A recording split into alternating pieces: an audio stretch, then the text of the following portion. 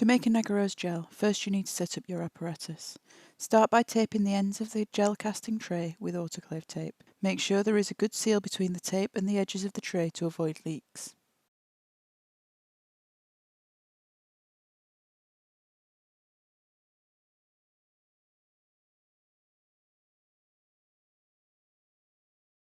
Lay the gel casting tray on the bench and insert the gel comb. There are two different types of combs that will make different size wells to run your samples. Make sure you choose a size that fits your needs. You should place your comb at the top end of the casting tray, or if you would like two sets of wells on the gel, you can place a second comb in the middle of the tray.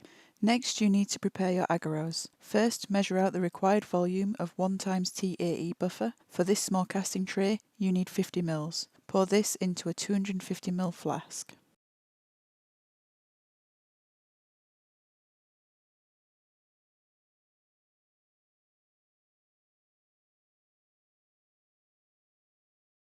Now you need to weigh out your agarose powder. This should be done in the weigh safe to prevent inhalation of the powder. Turn the weigh safe on at the side of the box, then turn on the balance and wait for it to calibrate. Once calibrated, place a weigh boat on top of the pan and zero the balance. Weigh out the appropriate amount of agarose. For most experiments you will want to make a 1% agarose gel, therefore here you will weigh out 0.5 grams of agarose to add to your 50 ml of buffer.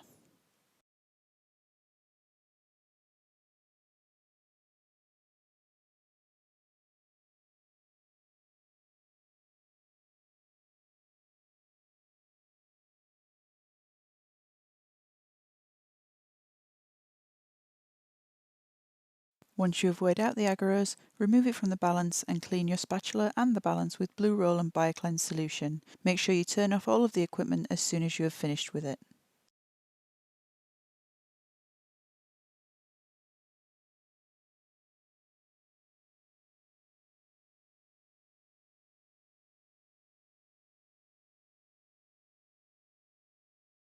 Now carefully pour the agarose powder into the flask with the buffer and gently swirl to mix.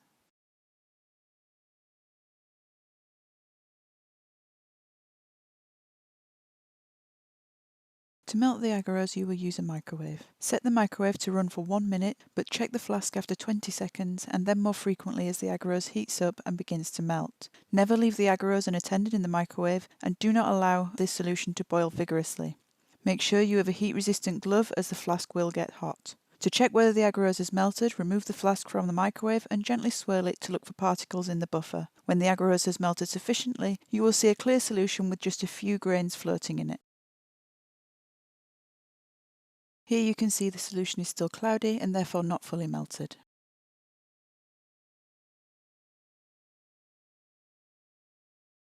Here you can see the solution is now clear and fully melted.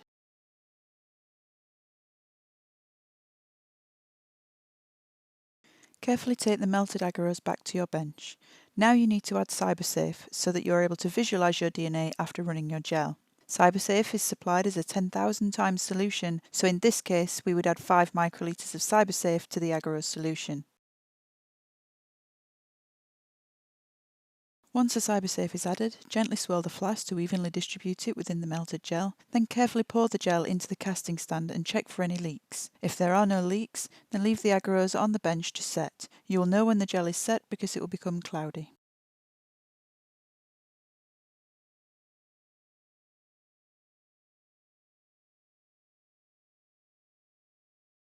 Once the gel is set, carefully remove the autoclave tape and place the casting tray inside the gel tank. Carefully and slowly remove the comb, making sure that you lift the comb straight up to avoid damaging the wells.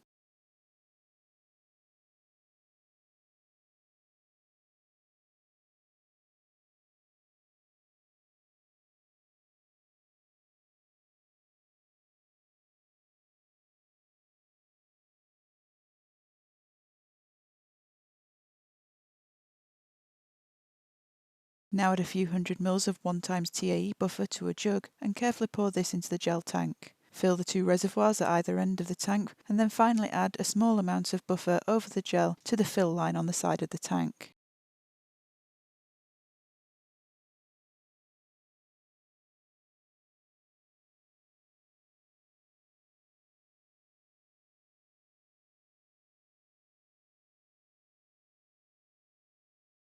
Next, add your samples to the wells in the Agarose gel. Carefully pipette the samples by hovering your tip at the top of the well and gently depressing the pipette. Try not to touch the Agarose gel with your pipette tip, as you may break it. If you have shaky hands, it is often helpful to use your other hand to steady your pipetting hand, as shown here.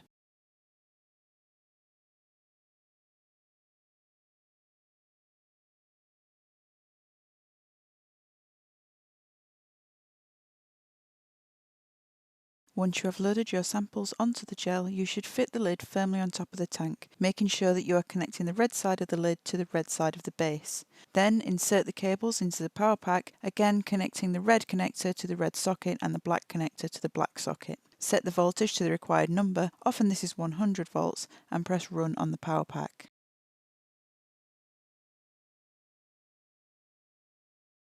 You should see bubbles emerge from the wire on the black side of the tank. Your DNA will run from the black side of the tank to the red side of the tank, so always check that your samples are loaded near the black end of the gel tank.